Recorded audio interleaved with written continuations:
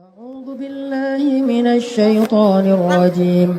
بسم الله الرحمن الرحيم. اللهم لك الحمد كله ولك الشكر كله وإليك يرجع الأمر كله سره وعلانيته، فأهل أنت أن تحمد وأهل أنت أن تعبد. لا إله إلا أنت الأحد الصمد لم يلد ولم يولد ولم يكن له كفوا أحد.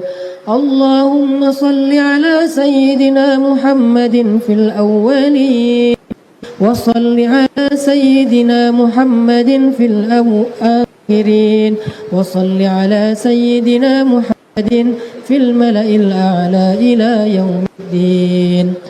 اللهم إليك أسلمنا وبك وعليك توكلنا وإليك نبنا بك حاكمنا. نعوذ بعزتك أن تضلنا، أنت الحي الذي لا يموت والجن والإنس يموتون. اللهم إنك قلت وقولك الحق ادعوني أستجب لكم. ها نحن ندعوك كما أمرتنا فاستجب لنا كما وعدتنا يا العظام من بعد الموت. يا من أمنت يونس في بطن الحوت، يا من حفظت موسى في اليم والتابوت. يا ودود يا ودود يا ذا العرش المجيد، يا فعال لما يريد، يا أرحم الراحمين.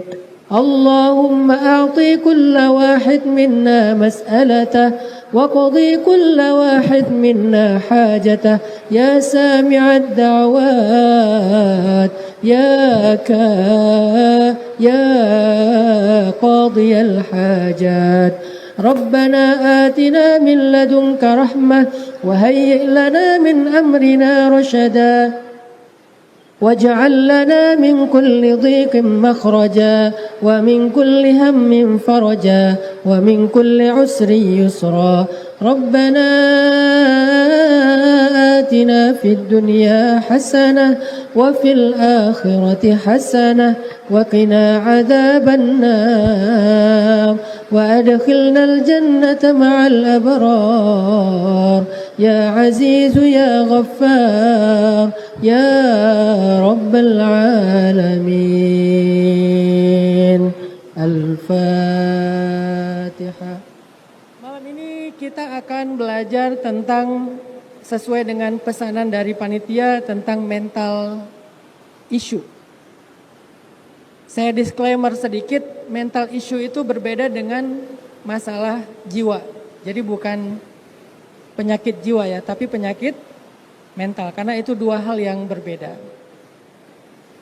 Dan insya Allah nanti ketika kita ngobrol tentang isu mental, saya juga akan coba hubungkan dengan konteks kita hari ini yang sedang memasuki tahun baru Hijriah dengan isu tentang hijrah. Moga-moga hijrah dan mental isu ini bisa menjadi sebuah insight bagi anak-anak muda, khususnya yang mungkin diam-diam sekarang sedang memiliki mental problem. Yang pertama yang ingin saya sampaikan teman-teman, tidak ada satupun masalah dalam kita yang tidak ada solusinya dalam Islam, itu nggak ada. Jadi hal ini kita perlu clear dulu nih. Karena di luar sana banyak orang yang ngomong gini, masalah mental nggak usah bawa-bawa agama. Masalah hidup nggak usah bawa-bawa agama. Masalah hubungan, masalah patah hati, masalah independent woman. Apa itu independent woman? Ya, itu nggak usah bawa-bawa agama. Seolah-olah agama itu hanya tentang ibadah, tentang zikir, tentang masjid. Di luar masjid rasa-rasanya kalau bawa-bawa agama itu nggak nyambung katanya. Maka saya pengen anak-anak muda ini punya mindset yang sama, clear dulu tentang poin bahwa tidak ada satupun urusan hidup kita, tidak ada satupun masalah dalam hidup kita yang tidak ada solusinya di dalam Islam, di dalam syariat.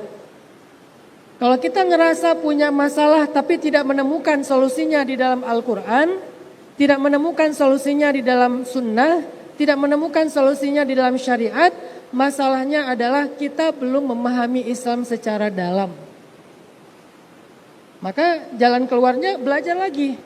Belajar lebih banyak lagi, dengarkan lebih banyak kajian lagi, baca lebih banyak buku lagi, cari lebih banyak referensi lagi. Karena kita sebagai seorang mukmin punya keyakinan semua urusan hidup kita itu sudah diatur di dalam agama. Mau urusan pribadi, urusan keluarga, urusan masyarakat, urusan negara, urusan masjid, urusan pasar, urusan perasaan, urusan mental, urusan jiwa, urusan pikiran, semuanya. Hal-hal yang serius, bahkan sampai hal-hal yang gimmick sekalipun, semuanya sudah diatur dan dijelaskan di dalam Islam. Makanya Islam itu disebut dengan agama yang sempurna. Al-yawma akmaltu lakum dinakum wa atmamtu alaikum ni'mati. Hari ini kata Allah, aku sempurnakan untuk kalian agama kalian dan aku utuhkan untuk kalian nikmat bagi kalian. Maka ketika kita bicara salah satu isu tentang hidup kita, sebutlah malam ini kita mau bicara tentang isu mental. Maka bukan sesuatu yang berlebihan. Kalau kita ngomongin mental issue, terus kita kaitkan dengan agama, itu bukan sesuatu yang berlebihan. Dan itu juga tidak termasuk dalam konteks judgment atau menghakimi. Seolah-olah orang yang kena mental problem, agamanya kurang, imannya kurang. Bukan dalam konteks itu. Tapi dalam konteks mencari petunjuk. Dalam konteks mencari bimbingan. Dalam konteks meminta Allah Subhanahu wa taala untuk menyembuhkan kita. Karena Allah Asy-Syafi, Allah yang Maha Penyembuh, baik zahir maupun batin. Makanya teman-teman di dalam Al-Qur'an, ketika Allah menjelaskan tentang isi kandungan Al-Qur'an, salah satunya Allah bilang gini. Syifa'un wa syifa'un lima fis sudur. Al-Qur'an itu adalah syifa. Al-Quran itu adalah penyembuh, bukan obat. Karena ada obat yang tidak menyembuhkan. Apa obat yang tidak menyembuhkan? Obat yang hanya sekedar meringankan rasa sakit. Kalau obatnya penyakit fisik namanya painkiller. Kalau penyakit mental namanya mood stabilizer. Itu adalah obat-obat yang dia berfungsi bukan untuk menyembuhkan, tetapi hanya sekedar untuk meredakan nyeri. Painkiller yang paling sederhana yang kita minum sering itu adalah paracetamol ya. Jadi kalau kita panas, dikasih paracetamol supaya kita bisa meredakan nyeri panas, sakit kepala, jadi bisa tidur, ngantuk. Itu obat, tetapi dia tidak menyembuhkan, fungsinya hanya meredakan sakit. Sedangkan Syifa itu bukan sekedar obat, tapi dia penyembuh. Maka ketika Allah Subhanahu wa taala menyampaikan wa syifa'un lima fis sudur, bahwa Al-Qur'an itu adalah penyembuh.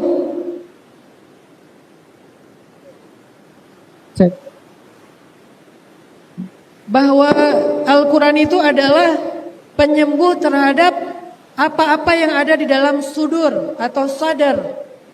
Apa itu isi dari sadar? Sadar itu biasanya masalah mental. Kalau qalbun biasanya masalah perasaan. Kalau fuadun biasanya masalah pikiran. Masing-masing dia punya peran. Kalau sadar biasanya isunya tuh isu mental. Alam nashrah laka sadrak wa wada'na 'anka wizrak alladzi anqadha dhahrak. Kemudian nanti ada ayat setelahnya, fa inna ma'al usri yusra fa idza faraghta fansab wa ila rabbika farghab. Jadi ketika Allah bicara tentang sadar, itu isunya tuh isu mental. Kalau Allah bicara tentang qalbun, isunya itu isu perasaan. Kalau Allah bicara tentang fuadun, isunya adalah isu mindset. Maka ketika Allah berbicara wasyifa'un lima fis sudur, Al-Quran itu adalah penyembuh terhadap apa yang ada di dalam dada, maka maksudnya Al-Quran itu bisa menjadi penyembuh terhadap mental problem. Ini salah satu contoh ayat mental dalam Al-Quran. Jadi jangan bilang mental itu isu yang tidak ada hubungannya dengan Islam. Mungkin kita selama ini aja yang agak kurang aware tentang makna-makna yang terkandung di dalam Al-Quran.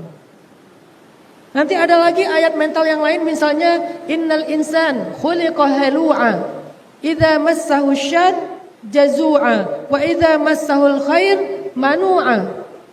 Apa itu halu'a? Halu'a itu adalah swing mood.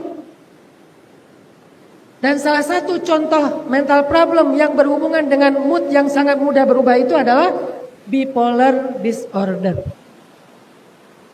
Sehingga Allah mengatakan manusia itu mudah sekali berubah. Manusia itu mudah sekali terbolak-balik. Halu'a, idza massahu syarr jazu'a, tiba-tiba dia sedih banget. Wa idza massahul khair manu'a, tiba-tiba dia menjadi orang yang lupa diri. Itu salah satu yang mirip dengan masalah itu adalah orang yang mengalami bipolar. Orang yang mengalami swing mood secara ekstrim. Atau dalam hadis Nabi SAW menyampaikan ada dua pokok dari masalah mental. Dari dua inilah kemudian muncul banyak varian-varian mental problem. Mental yang pertama adalah problem mental yang pertama adalah hammun atau humumun. Problem mental yang kedua adalah hazanun atau ahzan. Dan dalam hadis kita pernah mendengar Nabi SAW mengajarkan satu doa, Allahumma inni a'udzubika minal hammi wal hazan. Ya Allah, aku berlindung kepadamu dari masalah hammun dan hazanun. Hammun adalah isu mental tentang masa lalu. Hazanun adalah isu mental tentang masa sekarang dan masa yang akan datang.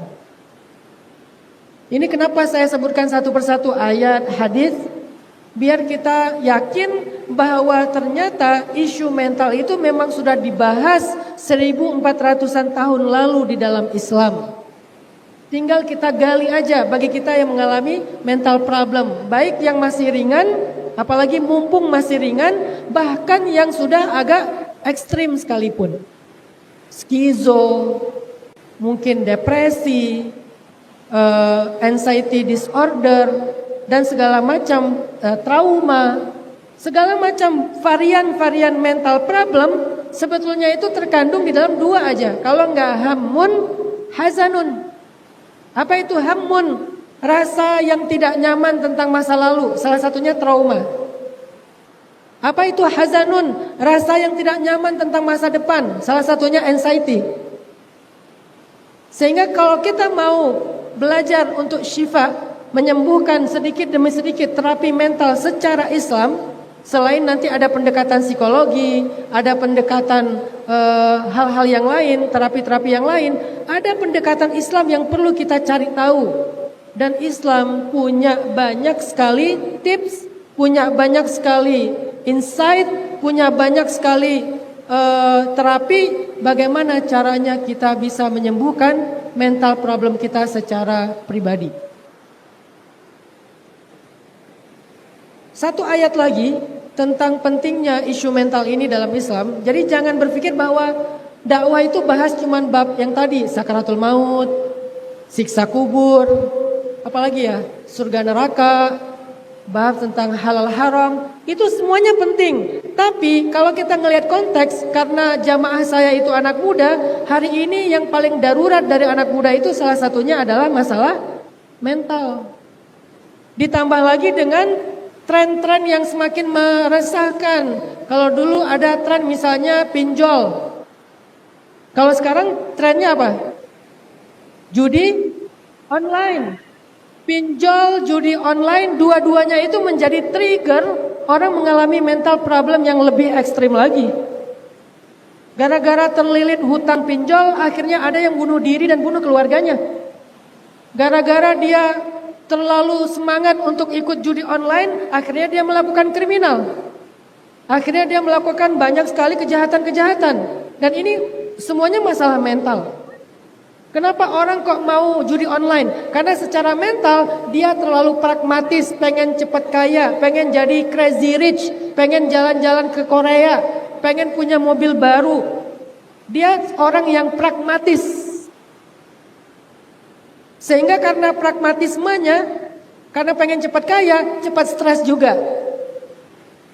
Dan hari ini kita melihat fenomena banyak sekali, bukan hanya anak muda ya, orang-orang dewasa juga dengan judi online-nya menjadi orang yang luar biasa sakit mentalnya. Bahkan kalau kita bicara tentang mental problem bukan hanya anak muda, orang tua juga banyak yang mengalami mental problem. Anak muda jadi korbannya. Contoh tentang masalah parenting, peran ayah, peran ibu, itu semuanya gara-gara masalah mental. Kenapa ada ayah yang membanting bayinya sampai meninggal? Karena dia swing mood. Tadi siang dia masih main sama bayinya, malamnya bayinya dibanting. Hanya gara-gara gak tahan dengan suara rengekan bayi itu, suara teriakan bayi itu. Berarti kan mood dia mudah sekali berubah, mental.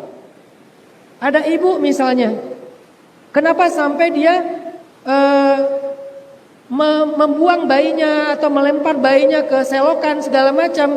Karena dia mengalami mental anxiety, dia cemas tentang keadaannya, dia cemas tentang bayinya, dia cemas tentang masa depannya, dan masih banyak lagi.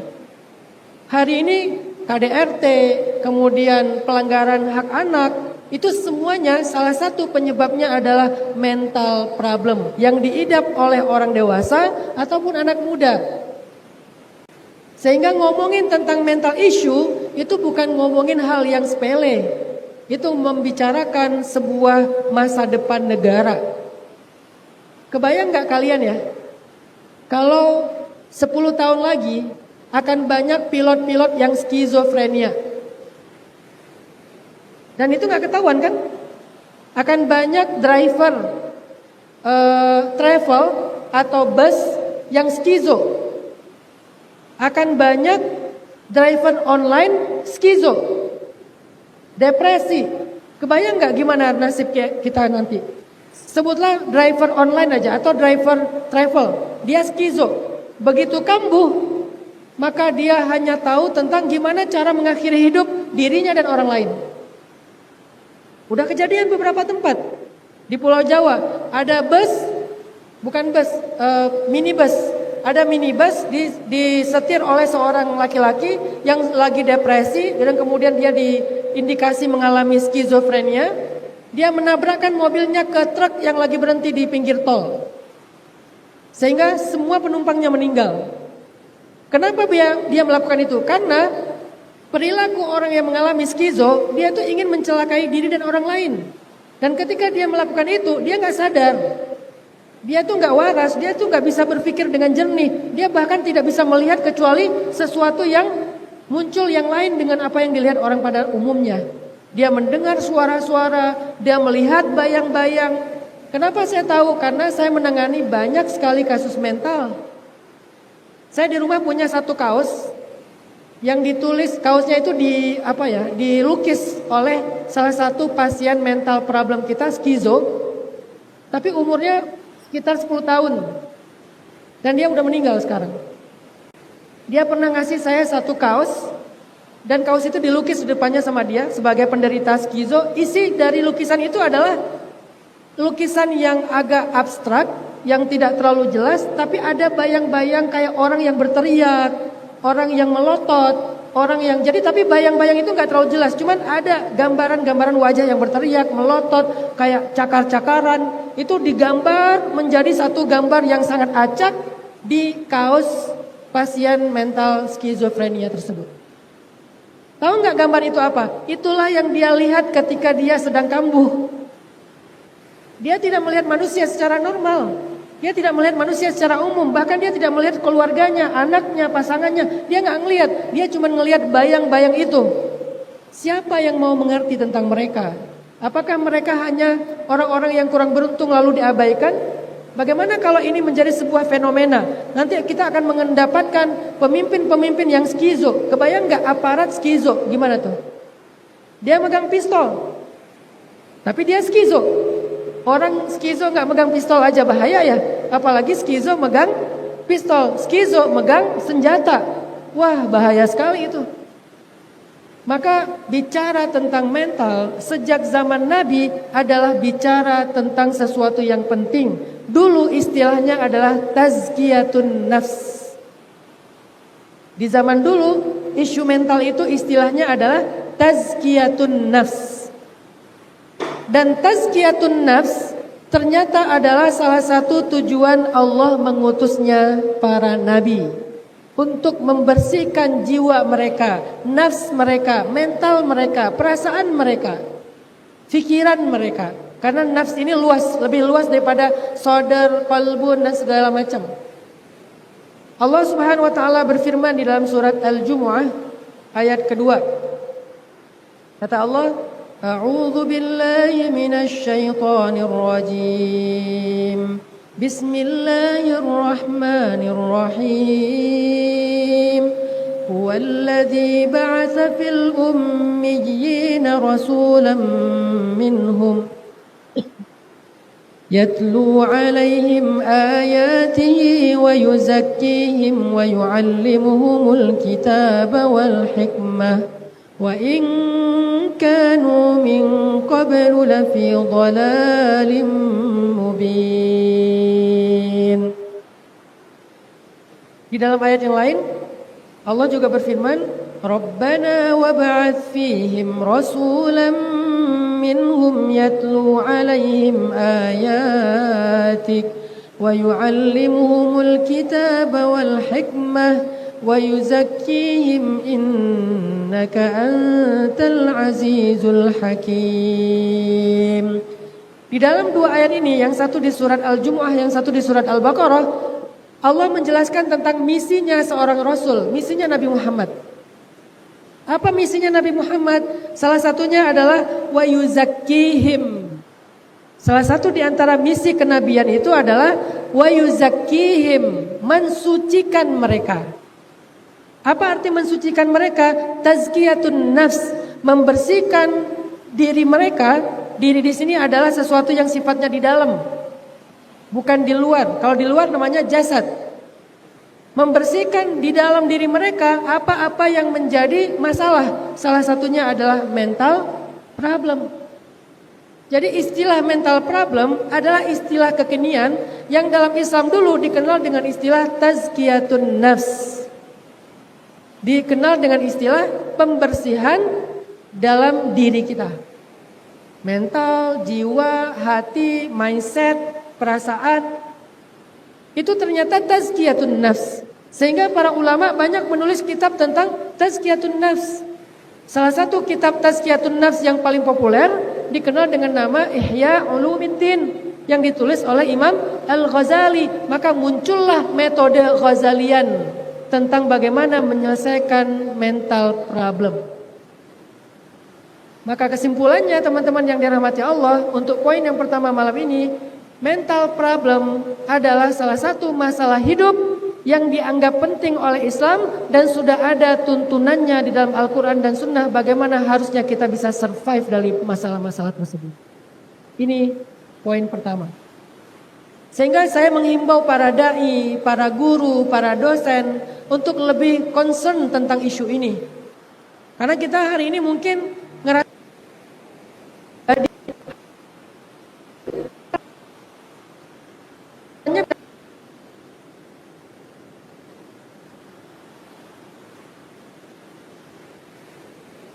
ngalamin mental problem hari ini.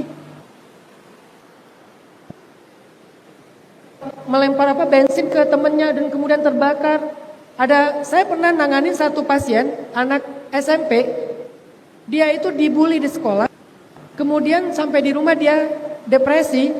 Ketika dia depresi, akhirnya orang tuanya orang kampung gak ngerti tentang mental issue, dikira dia mengalami gangguan jiwa. Kan beda penanganan gangguan jiwa sama gangguan mental, itu beda. Karena orang tuanya orang sederhana, ngerasa anaknya itu ngalamin gangguan jiwa. Bahasa vulgarnya gila lah. Nah, karena takut anaknya mengganggu orang, akhirnya di rumah dipasung. Dan diagnosanya si anak ini diguna-guna. Kan gampang ya mendiagnosa yang kayak gitu-gitu gampang. Oh, anak saya diguna-guna sehingga dia gila daripada ganggu orang atau pergi nggak pulang-pulang.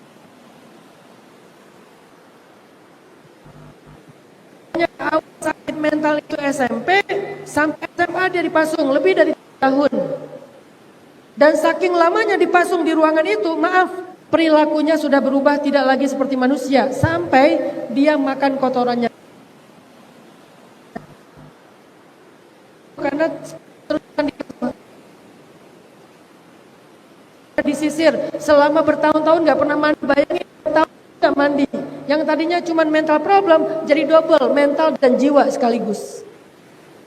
Akhirnya kita jemput, kita terapi. Setelah setahun dalam terapi kita, alhamdulillah tahun 2023 kemarin pas acara peringatan 17 Agustus, dia menjadi salah satu pengibar bendera dalam upacara 17 Agustus. Survive, alhamdulillah. Apa triggernya? Bullying. Dia hanya dibully karena dia anak yatim. Jadi karena status anak yatim dibully, karena status nggak naik kelas dibully, karena status mungkin ada sesuatu yang dianggap jelek pada fisiknya dibully. Bukankah pelakunya juga mengalami mental? Begitu juga dengan korbannya, sehingga mental issue adalah masalah kita bersama. Harusnya masuk dalam kurikulum pendidikan kita mulai dari SD bahkan sampai di universitas. Kalau nggak masuk dalam kurikulum yang formal, minimal masuk dalam kurikulum yang tidak formal. Karena ini udah jadi darurat. Begitu juga saya menghimbau para dai-dai ini, para ulama, para ustadz, coba mulai baca-baca lagi tentang isu mental. Karena isu itu adalah isu daruratnya umat. Bukankah tugas dakwah itu menyelesaikan masalah umat? Dan salah satu masalah darurat umat hari ini adalah masalah mental. Dan itu nggak ada bedanya antara yang jilbabnya panjang sama yang nggak berjilbab sama sekali. Sama aja. Jangan berpikir hafiz Quran gak kena mental. Jangan berpikir orang yang rajin ke masjid gak bisa kena mental. Jangan berpikir orang yang hijabnya panjang, jidatnya hitam gak bisa kena mental. Karena mental bukan hanya tentang masalah kurangnya ibadah. Tapi triggernya macam-macam. Perlakuan orang tua, lingkungan masyarakatnya, apa yang dia akses di sosial media. Banyak masalahnya, masalah pribadi. Semua orang bisa mengalami mental problem. Dan semua kita punya potensi yang sama. Sama kayak sel kanker, semua kita punya sel kanker. Cuman ada yang dengan pola hidupnya yang buruk, akhirnya sel itu menjadi sesuatu yang ganas, jadilah penyakit. Tapi selnya ada di semua tubuh manusia. Yang dengan katanya salah satu terapi kanker yang paling baik itu puasa. Karena ketika kita puasa, maka tubuh kita akan menjadikan sel-sel kanker itu mati. Karena dia mengkonsumsi organ-organ ataupun sel-sel itu dengan sendirinya. Begitu juga dengan problem mental. Maka Bapak Ibu teman-teman sekalian, bicara tentang mental issue, mental problem adalah bicara tentang Al-Quran, bicara tentang hadis, tentang syariat, bicara tentang Islam, bukan cuma bicara tentang masalah kekinian. Itu yang pertama. Yang kedua, saya akan ngasih beberapa contoh masalah mental dengan solusinya. Ini hanya bentuknya mungkin simbolik dan simulasi aja ya. Tadi dalam doanya Nabi SAW kita belajar bahwa masalah mental itu ada 2. Nanti variannya yang banyak. Tapi secara core-nya, basicnya ada 2. Yang pertama, rasa tidak nyamannya kita tentang masa lalu dan masa sekarang. Dan ini disebut dengan istilah hammun. Ada rasa kayak trauma, ada rasa kayak marah, ada rasa sakit, ada rasa luka, ada rasa kecewa, ada rasa benci, ada rasa nggak rela, ada rasa bersalah. Itu semuanya varian dari hammun. Yang kemudian menjadi tekanan demi tekanan, akhirnya menjadilah yang disebut dengan stres. Lebih lanjut lagi, depresi. Nanti bisa kemana-mana arahnya, itu dikenal dengan istilah hamun. Apa triggernya? Macam-macam. Bisa triggernya hari ini misalnya masalah masa lalu ya. Untuk anak muda yang paling gampang, ditinggal pas lagi sayang-sayangnya. Itu trigger kan? Tapi itu masih ringan. Yang lebih berat lagi apa coba? Setelah ditinggal, ternyata mantan lebih bahagia daripada kita. Kok tahu dari mana? Tahu dari akun kedua. First akunnya sih udah unfollow, unfriend. Kan gengsi banget dong, udah jadi mantan masih di follow aja gitu kan. Tapi second akunnya masih following, masih stalking, masih comparing, masih proving. Oh dia jalan-jalan ke Perancis. Akhirnya karena pengen proving, aku juga bisa bahagia, kita editlah foto kita di belakangnya ada menara Eiffel. Demi membuktikan ke dia kalau kita juga bahagia. Lama-lama jadinya pamer, flexing. Gara-gara pengen flexing, akhirnya pinjol. Demi flexingnya lebih ekstrim lagi, judi online. Biar bisa flexing kan. Kemana-mana, bisa kemana-mana. Triggernya sederhana, cuman diputusin pas lagi sayang-sayangnya. Kenapa? Ngerasa relate ya? Atau ada yang pernah marah banget tentang masa lalunya, tentang orang tua. Saya sering sekali dapat curhat tentang anak yang marah sama ayahnya, marah sama ibunya. Dan saya selalu bilang ya, dalam Islam bukan cuman anak yang bisa durhaka kepada orang tua. Orang tua juga bisa durhaka kepada anak loh. Kenapa kita jarang mendengar narasi orang tua durhaka kepada anak? Karena yang ceramahnya orang tua. Gak mungkin dong dia ngomongin itu ya. Nah saya sekarang ceramah mewakili anak nih. Ternyata orang tua juga bisa durhaka kepada anak. Kapan? Di zaman Umar bin Khattab ketika menjadi Amirul Mukminin, ada seorang ayah datang kepada Umar bilang gini, "Ya Amirul Mukminin, anak saya nggak mau ketemu dengan saya udah bertahun-tahun. Apakah dia durhaka?" Akhirnya Umar memanggil anaknya. Panggil dia ke sini. Ketika dipanggil, "Kenapa kamu nggak mau ketemu dengan ayahmu? Bukankah kewajiban kamu untuk bertemu dengan ayahmu, berbakti kepada ayahmu?" Kemudian anak ini bertanya kepada Umar, "Ya Amirul Mukminin, selain anak bisa durhaka kepada orang tua, apakah orang tua bisa durhaka kepada anak?" Kata Umar, "Bisa." Orang tua durhaka kepada anak dengan 3 alasan. 1, tidak mencari pasangan yang solih atau solihah untuk menjadi ayah atau ibu bagi anaknya. 2, tidak memberi nama atau memanggil dengan nama yang baik. Dan 3, tidak memberikan nafkah dari nafkah yang halal. Kalau salah satu dari 3 ini dilanggar, maka orang tua itu durhaka kepada anak. Kemudian anak ini bilang kepada Umar, "Ya Amirul Mukminin, ayah saya memberikan saya ibu seorang perempuan pezina." Artinya dia adalah anak dari perempuan pezina. Berarti dia tidak memberikan saya ibu yang solehah. Bukan pernah berzina, pezina, masih berzina sampai sekarang. Kemudian ayah saya sering memanggil saya dengan panggilan yang buruk, mencela saya, menghina saya, merendahkan saya. Dan yang ketiga, ayah saya menafkahi saya dari nafkah harta yang haram. Maka karena itu akhirnya Umar memanggil ayahnya, mentabayun ternyata benar, akhirnya ayahnya pun dihukum dengan cara dicambuk oleh Umar bin Khattab. Artinya apa? Triggernya bisa dari orang tua. Saya pernah nanganin sebuah kasus ya, seorang anak umurnya 15 tahun, perempuan. Dirusak lahir batinnya oleh ayah kandungnya sendiri. Sampai hamil. Dan itu enggak satu kasus yang saya tanganin, ada lebih dari 3 kasus. Ada anak sambung, ada anak kandung, ada anak sambung 2 perempuan, yang satu 10 tahun, yang satu 7 tahun, dua-duanya perempuan, dirusak oleh ayah sambungnya, ayah tirinya, walaupun ini belum haid jadi belum hamil, tapi dirusak lahir batinnya oleh ayah tirinya gara-gara perilaku di rumahnya tuh enggak baik, di mana mereka tidur bareng, ayah tirinya, ibunya, jadi posisi tidurnya ibunya, ayah tirinya, anak perempuannya di sisi ayahnya. Dan itu berlaku selama bertahun-tahun. Kenapa ibunya nggak menuntut? Karena dianggap sebagai aib keluarga, jadi dibiarin. Ada lagi kasus terbaru sekitar 2 minggu yang lalu. Seorang anak umurnya 9 tahun dirusak oleh ayah kandungnya karena ibunya jadi TKW di luar negeri sampai anak ini mengalami penyakit HIV. Banyak, yang saya tangani itu banyak. Jadi saya lumayan sering mendapati kasus-kasus mental issue yang luar biasa di lapangan. Dan itu terjadi bukan hanya dengan orang lain, tapi orang terdekat. Triggernya bisa orang tua, bisa guru ngaji. Kan sekarang banyak juga madrasah, pondok pesantren, di mana guru ngajinya melakukan pelecehan terhadap santriwatinya, bahkan santri laki-lakinya. Yang tadinya diajarin tata cara wudhu, yang lainnya diajarin tata cara untuk pijat atau akupuntur atau apa, banyak.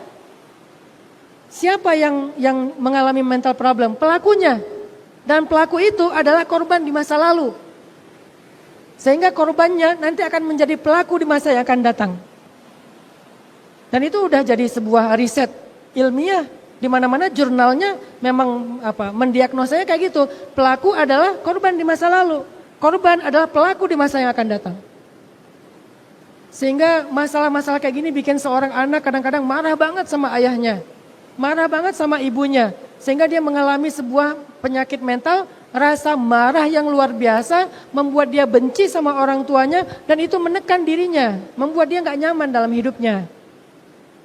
Maka apa obat dari Al-Quran tentang hammun, trauma, marah, sakit hati, kecewa, benci, apalagi tadi misalnya merasa bersalah. Karena saya juga pernah larut dalam sebuah rasa bersalah, sehingga saya kayak ngerasa benci sama diri saya sendiri, marah sama diri sendiri. Pernah ngalamin fase itu, walaupun gak sampai yang parah gitu. Tapi semua orang juga punya hal-hal yang kayak gini. Kalau dibiarkan akan jadi mental problem yang luar biasa. Lalu gimana cara Islam menawarkan solusi-solusi untuk hammun, rasa marah atau rasa trauma tadi? Salah satunya adalah Islam mengajarkan kita tentang fa'idha faraghta fansob. Apa itu faragh? Faragh itu artinya kosong. Arti kosong di sini, kalau udah nggak bisa ngelakuin apa-apa lagi, kan udah nggak ada kesempatan. Masa lalu itu kan udah lewat.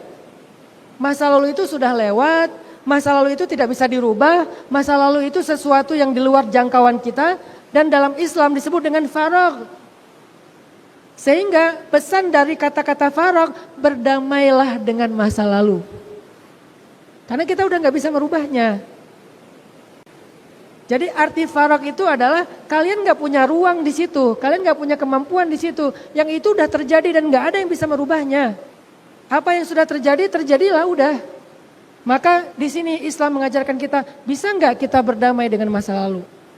Bukan berdamai dengan orangnya, berdamai dengan kenyataannya, berdamai dengan pengalamannya, berdamai dengan faktanya, berdamai dengan takdirnya.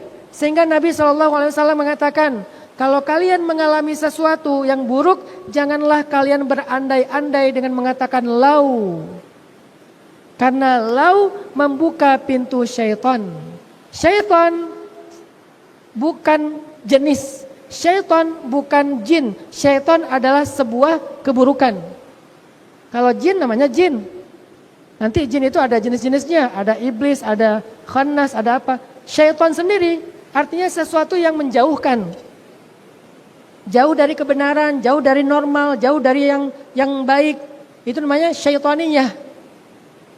Nah kata Nabi, janganlah kalian mengatakan lau tentang masa lalu. Karena lau membuat kalian kesetanan. Apa arti kesetanan? Marah. Apa arti kesetanan? Benci. Apa arti kesetanan? Gak ridho. Apa arti kesetanan? Berandai-andai, coba kalau. Apa arti kesetanan? Menyalahkan diri sendiri. Sehingga Nabi mengatakan jangan katakan lau. Tapi katakan qadarullah. Sudah takdir Allah. Nah di dalam kalimat qadarullah itu ada pesan belajar damai dengan masa lalu teman-teman. Mungkin kita nggak bisa berdamai dengan orangnya, terlalu menyakitkan lah. Butuh waktu lah untuk berdamai dengan dia gitu kan ya. Apalagi kita ngelihat dia happy-happy aja, kayak nggak merasa bersalah, dia udah foya-foya, malah dia suka nyindir-nyindir di WA story, dia nyindir-nyindir di status misalnya, ya susah berdamai dengan dia. Kalau kita belum mampu berdamai dengan orangnya, belajarlah berdamai dengan kondisinya, dengan kenyataannya, dengan pengalamannya, dengan takdirnya. Itu udah terjadi. Jangan katakan seandainya, katakan saja qadarullah, itulah takdir Allah bagi saya. Fa idza faraghta, sehingga kita bisa berdamai dengan masa lalu, baru fansob. Sekarang tugas kita adalah yang kita bisa lakukan dan perbaiki itu adalah masa sekarang dan masa yang akan datang. Fansob, maka fokuslah, bersungguh-sungguhlah.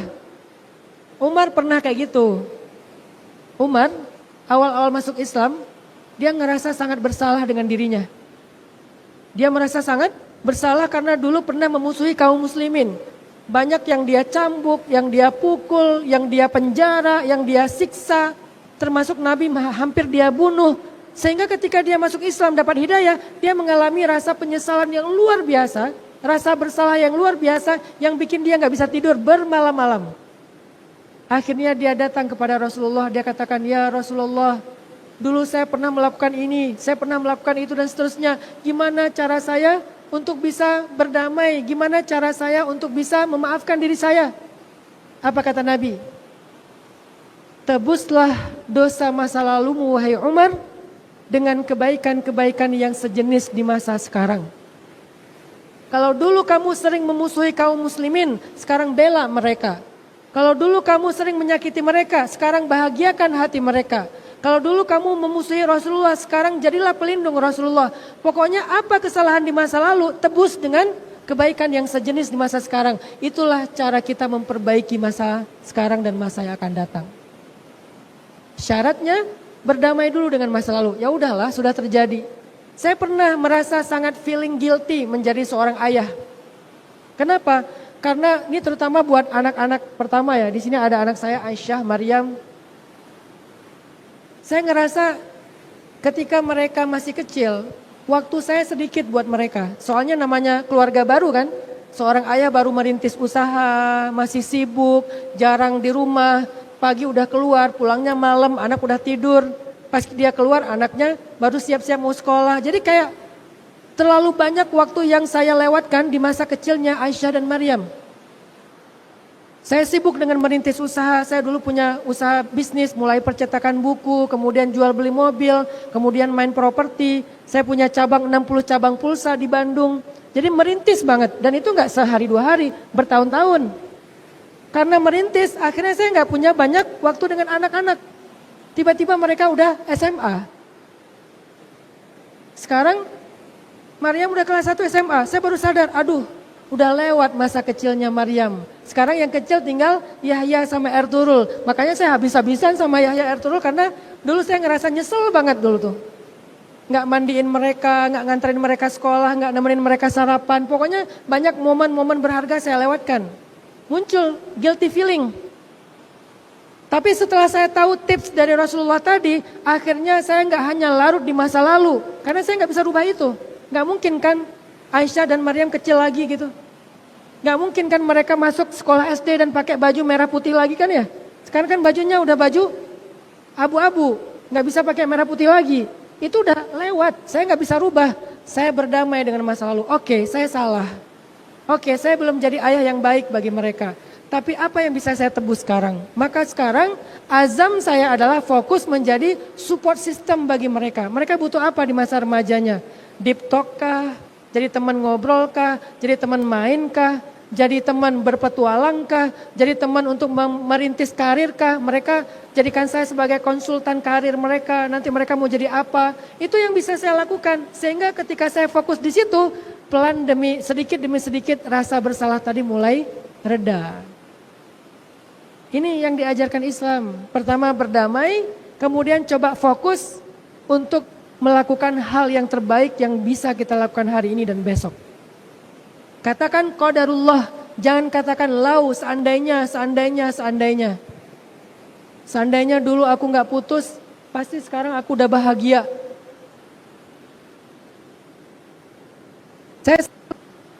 Ini mulai ya ini ya. Pakai filter yang bagus, digeser filter yang paling putih ya. Quote-nya gini, bagi mereka yang udah patah hati, putus segala macam, ini quote-nya. Gak penting siapa yang pernah mematahkan kamu atau membuat kamu terluka. Yang terpenting adalah siapa yang bisa membuat kamu tersenyum lagi. Jadi orang yang hidupnya di masa lalu terus berandai-andai. Coba dulu aku agak sabar dikit, pasti kami gak putus. Coba kalau dulu kami gak putus, pasti sekarang udah bahagia. Coba kalau gitu kan. Nah kata-kata law ini terus menjadi syaitania, terus menyusahkan kita. Akhirnya kita gak pernah happy dengan masa sekarang, tapi juga gak bisa merubah masa lalu. Orang yang ada di sekeliling kita gak kita hargai, gak kita nikmati hidup bersama mereka. Gara-gara kita hidupnya di masa lalu. Fa'idha faraghta fansob. Udahlah, rilislah, udahlah selesailah dengan masa lalu dengan cara berdamai. Sekarang fansob, coba lihat, kamu punya cinta loh sekarang. Pasangan halalmu, anak-anakmu, kalau belum menikah, orang tuamu, saudaramu, sahabatmu. Bukankah itu cinta-cinta yang true love yang ada di sekitar kita? Bahkan unconditional love. Karena biasanya orang mengalami 4 cinta dalam hidupnya. Yang pertama adalah first love, cinta monyet. Kedua adalah hard love, cinta yang problematik. Ini yang bikin kita stres nih. Setelah ada hard love, biasanya kita diselamatkan oleh yang namanya unconditional love. Yang menerima kita apa adanya. Dan pada akhirnya kita akan mengenal siapa yang menjadi true love. Perjalanan cinta itu kayak gitu. First, hard, unconditional, baru true. Ngalamin gak? Udah sampai di mana kalian? First.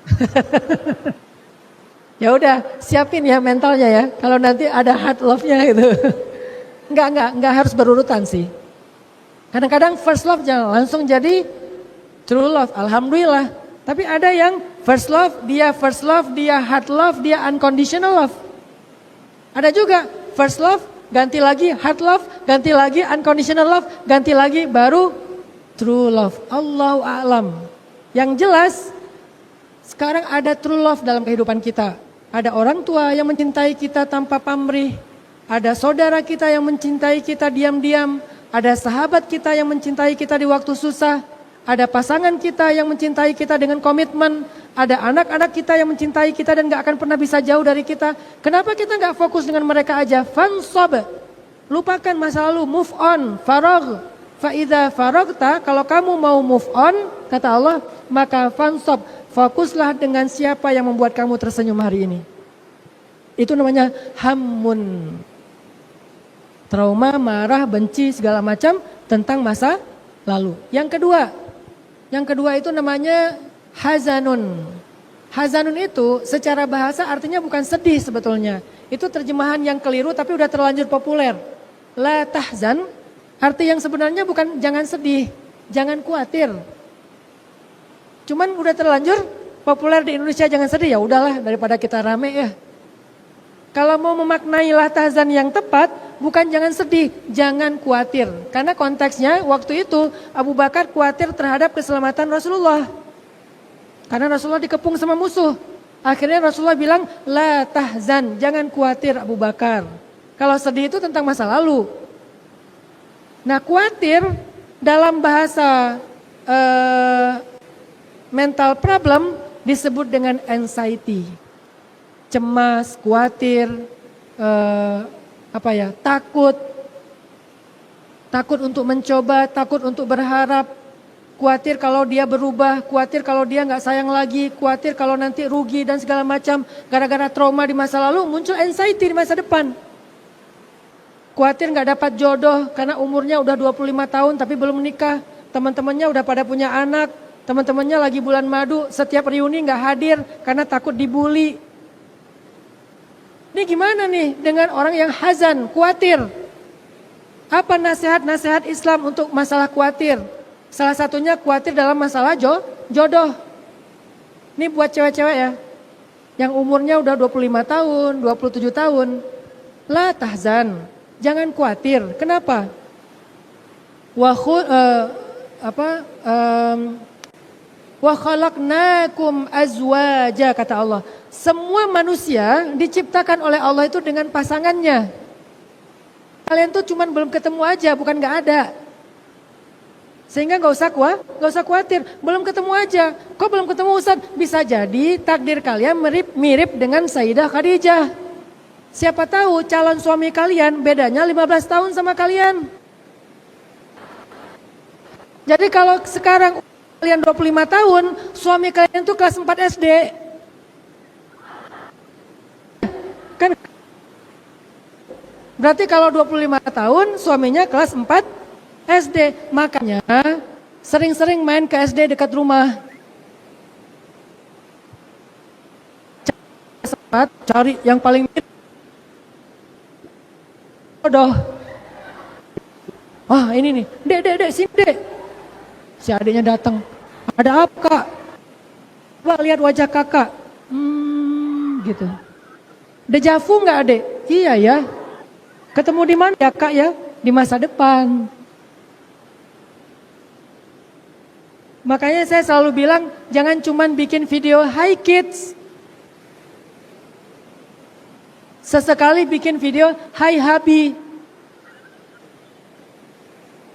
Hai suamiku, gitu ya.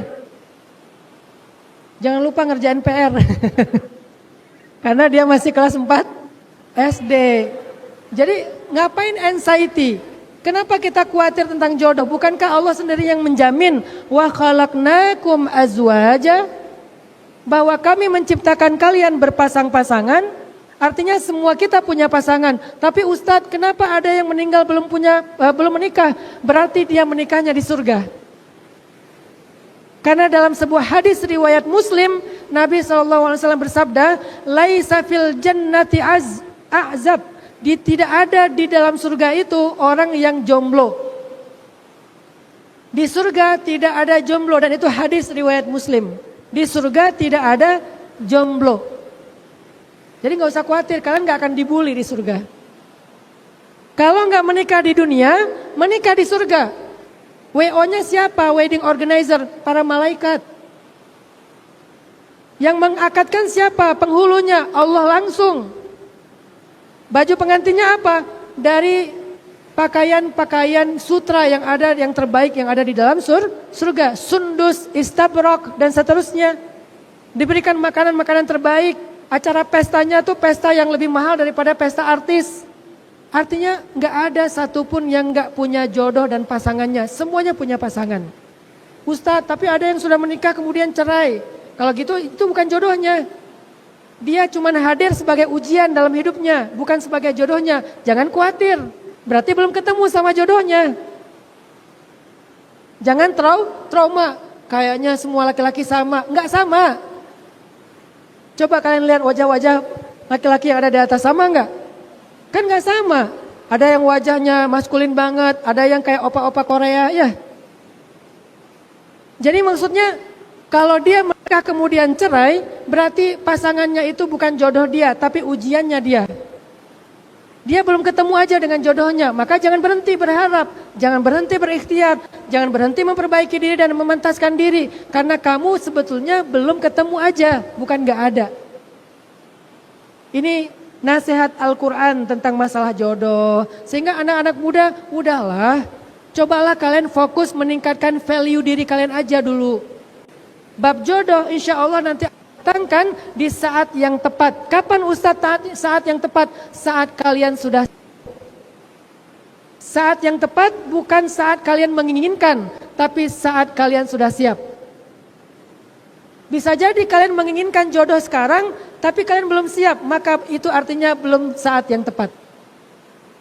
Ada orang yang pengen nikah umur 7 tahun. Udah pengen nikah. Udah tepat belum?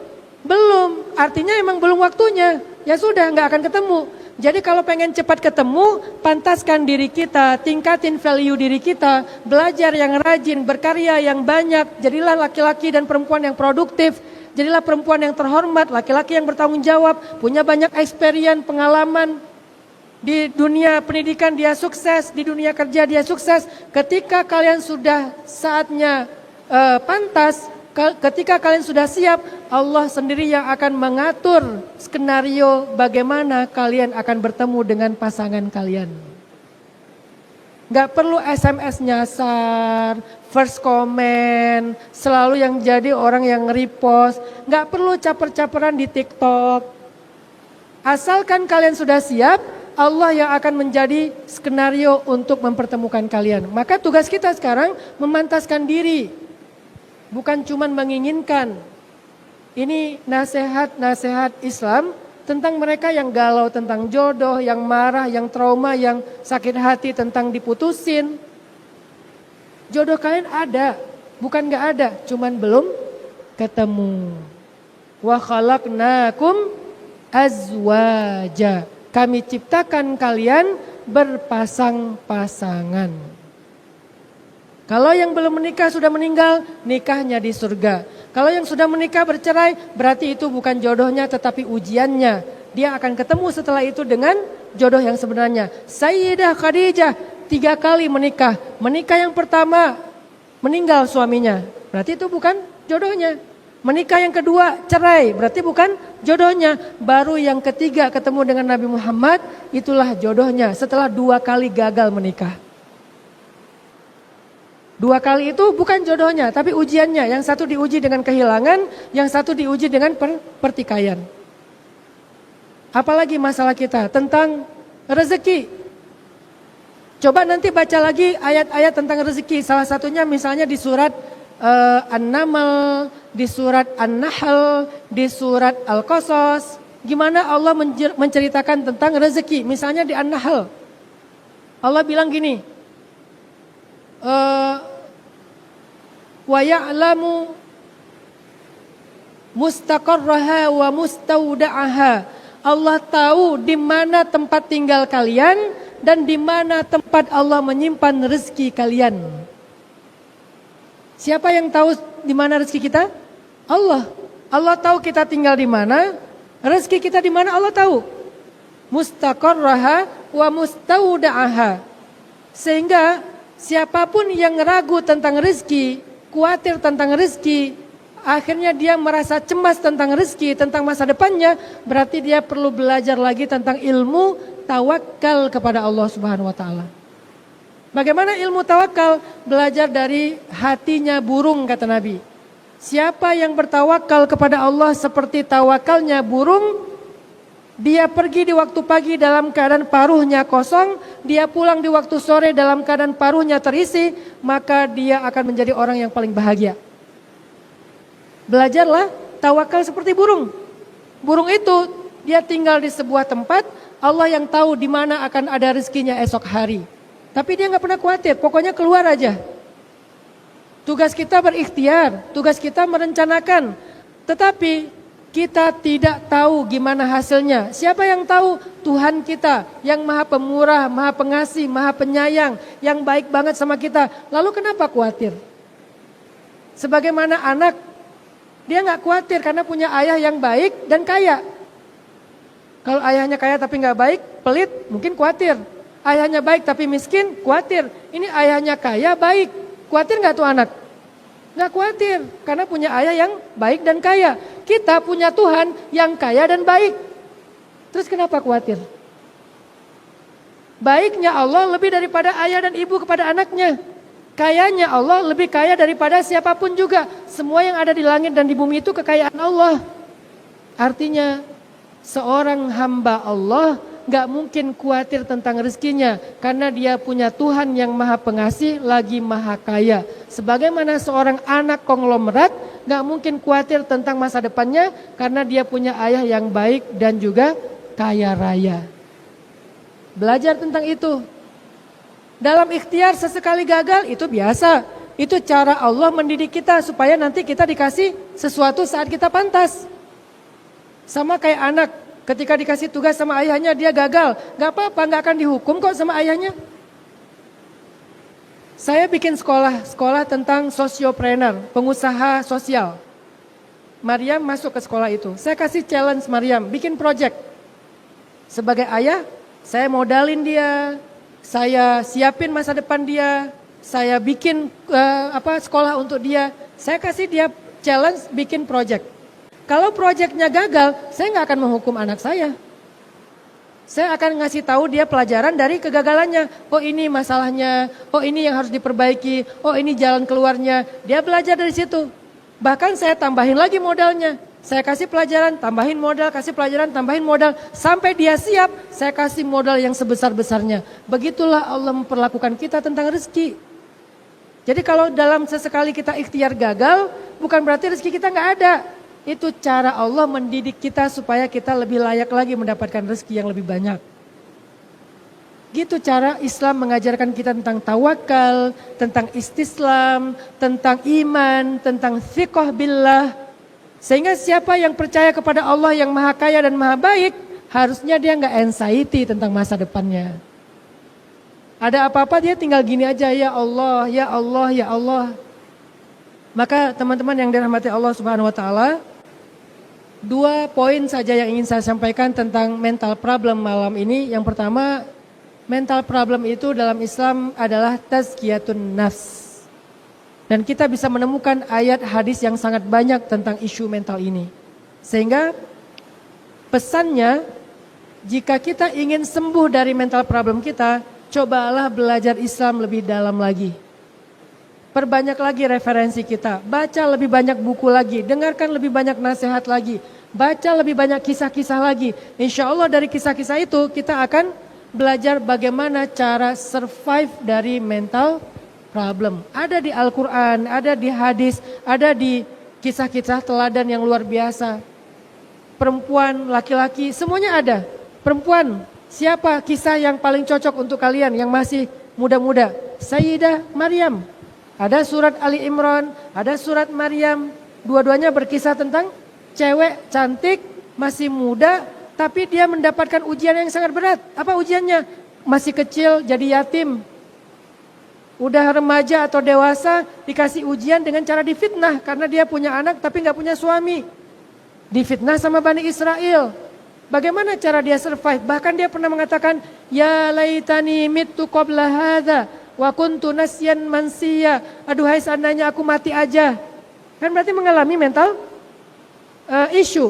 Walaupun bukan berarti Sayyidah Maryam itu kayak orang yang kelainan mental, bukan. Tapi sedang diuji mentalnya. Saking beratnya ujian Maryam sampai dia berandai-andai mengatakan seandainya aku mati aja. Bukan pengen mati, bukan pengen bunuh diri, bukan. Kayak rasanya berat banget gitu. Nah gimana cara Maryam survive? Baca surat Maryam. Coba hayati kisah Sayyidah Maryam. Apa tipsnya Sayyidah Maryam? Dan seterusnya. Kalau laki-laki ada kisahnya Yusuf, ada kisahnya Yahya, ada kisahnya Musa. Itu semuanya anak-anak muda di zamannya. Yusuf ujiannya apa? Ujian dibully sama kakak-kakaknya. Bullying. Lalu difitnah oleh seorang perempuan. Lalu dipenjara. Dan berbagai macam ujian-ujian yang lainnya. Maka belajarlah dari Yusuf. Bagaimana cara Nabi Yusuf menghadapi bullying. Bagaimana Nabi Yusuf menghadapi fitnah. Bagaimana Nabi Yusuf menghadapi hate speech. Dari perempuan-perempuan yang ada di Mesir. Yang mengatakan Yusuf dan perempuan itu udah gila cinta dan segala macam. Dimabuk cinta. Ini pelajaran bagi kita. Atau Nabi Yahya. Atau Nabi Musa. Ketika beliau remaja, beliau gak sengaja bunuh orang gara-gara ngedorong orang terus mati. Lari ke Yordania, dulu namanya Madian. Bagaimana cara Nabi Musa survive di negeri orang? Ketemu cewek, lagi ngantri kasih minum ternaknya. Kemudian Nabi Musa melamar mereka, menikah dan seterusnya. Itu kisah-kisah yang harusnya kita bisa ambil sebagai referensi bagaimana harusnya kita belajar menyelesaikan masalah hidup kita dari mereka. Jadi satu, isu mental bukan isu yang tidak ada pembahasannya dalam Islam. Ada banget. Bisa dalam bentuk ayat perintah, ayat larangan, ayat perumpamaan, ayat kisah, hadis, cerita-cerita, banyak.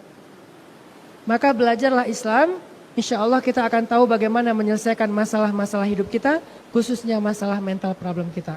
Yang kedua, mental itu cuma 2 dalam Islam. Hammun wa hazanun. Hammun, obatnya apa? Obat dari hammun itu adalah belajar berdamai dengan masa lalu. Kenapa berdamai? Karena masa lalu itu faragh. Tidak ada ruang untuk kita mengubahnya, memperbaikinya, udah lewat. Dan salah satu cara berdamai dengan masa lalu adalah dengan jangan pernah mengatakan seandainya, jikalau, semisalnya, dan seterusnya, berandai-andai, jangan. Tapi katakan, qadarullah, inilah takdir Allah, inilah ketetapan Allah, inilah nasib saya yang Allah gariskan. Ya udah, berdamailah dengan itu. Setelah berdamai, fansab, fokuslah dengan masa sekarang dan masa depan. Karena cara memperbaiki masa lalu adalah membayar hutang. Ada orang yang punya hutang, setiap hari kerjanya menangisi hutang aja, nggak pernah bayar. Aku punya hutang banyak nih, stres nggak dia? Stres kan? Daripada dia menangisi hutang yang nggak dibayar-bayar, kenapa dia nggak kerja aja? Kenapa dia nggak ikhtiar aja, nyicil pelan-pelan, lama-lama habis juga tuh hutang. Daripada dia tiap hari cuma ngeluh, aku punya utang banyak, berapa? 100. Kan selalu kalau ketemu teman, pinjam dulu 100, pinjam dulu 100 ya. Lama-lama banyak utangnya. Tapi setiap hari cuma ngeluh, aduh utang aku banyak, aduh utang aku numpuk, aduh utang aku di mana-mana, aduh aku gak berani ketemu orang karena setiap ketemu pasti ada utang di dia. Akhirnya dia stres. Itu orang yang berandai-andai hanya mengeluh tentang masa lalu. Coba, oke, saya punya hutang memang di masa lalu. Tapi saya akan berkomitmen gak akan ngutang lagi sekarang. Itu satu. Kedua, saya akan cicil pelan-pelan bayar hutang. Kesalahan kita di masa lalu, musibah di masa lalu adalah sesuatu yang di luar jangkauan kita. Udah gak bisa dirubah lagi. Apakah itu salah kita, salah orang lain, salah orang tua, udah gak bisa dirubah. Sekarang fokus kita, aku pengen bahagia di hari ini. Kalau aku gak bisa bahagia dengan dia di masa lalu, aku akan bahagia dengan dia yang di masa sekarang. Fa'idha faraghta fansab, itu tentang hammun. Sedangkan tentang hazanun, tentang anxiety, tentang galau, tentang takut, tentang gak berani dan seterusnya, maka obatnya adalah belajar berserah diri kepada Allah. Tentang jodoh, Allah udah berjanji, wa khalaqnakum azwaja. Ya udah serahin sama Allah. Tugas saya adalah memantaskan diri supaya Allah berkenan memberikan saya atau mempertemukan saya dengan jodoh saya. Gak usah khawatir, ada, cuman belum ketemu. Tentang rezeki, kata Allah, Allah tahu di mana kamu tinggal, di mana rezeki kamu disimpan. Udah tenang aja, aku akan bawa kamu ke tempat itu. Yang penting kamu jalan. Yang penting kamu jalan. Nanti aku yang akan bawa ke tempat-tempat rezeki kamu tersimpan. Tugas kamu bukan menemukan tempatnya, tapi berjalan. Dalam bahasa kita, ikhtiar, berusaha. Rezeki datang min haitsu la yahtasib, dari jalan-jalan yang tidak terduga. Ada aja tiba-tiba muncul dari jalan ini. Sampai saya pernah dapat rezeki dari musibah orang lain. Gara-gara ada orang yang dapat musibah, akhirnya dia ngajak saya untuk kerjasama. Dia punya sebuah usaha, agak gede sih usahanya. Ditipu sama temennya. Ditipu sekian miliar lah sama temennya. Drop kan bisnisnya. Akhirnya gara-gara dia butuh uang banget untuk nutupin operasional bisnisnya, vendornya, suppliernya segala macam. Yang tadinya dia nggak mau membuka kesempatan investasi, akhirnya dia buka. Masuklah saya, salah satu di antara banyak orang yang mau invest, dia buka, siapa yang mau bantu saya invest, nanti dikasih saham. Artinya apa? Bisa jadi kita nggak pernah tahu dari jalan mana kita dapat rezeki.